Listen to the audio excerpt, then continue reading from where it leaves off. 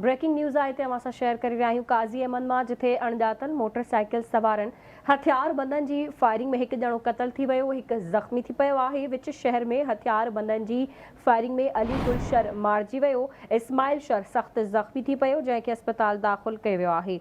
हिकु भेरो ॿीहर वाक़िए अहम ख़बर खां आगाह करे रहिया आहियूं। काज़ी अहमद मां अणॼातल मोटरसाइकिल सवार हथियार बंदनि फायरिंग कई, जंहिंमें हिकु ॼणो क़तल थी वियो, हिकु ज़ख़्मी थी पियो। विच शहर में हथियार बंदनि जी फायरिंग में अली गुलशर मारिजी वियो। इस्माइल शर सख़्तु ज़ख़्मी थी पियो, जंहिंखे अस्पताल मुंतक़िल कयो वियो आहे।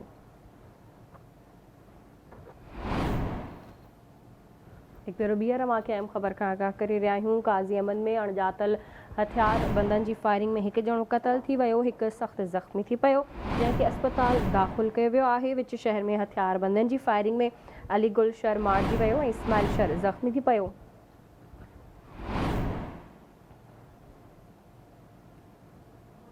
तफ़सील मालूम कंदासीं। असां सां लाइन ते मौजूदु आहे काज़ी अहमद मां आवाज़ न्यूज़ जो रिपोर्टर ग़ुलाम हैदर बालादी। जी ग़ुलाम हैदर।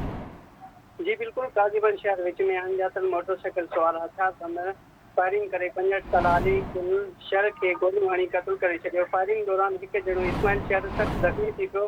फायरिंग बैदि क़तल जे वाक़े जो इत्तला मिलण ते पुलिस वाक़े वारे हंधि पहुची लाश ऐं ज़ख़्मी खे तालका इस्पताल काजीगंज पहुचायो।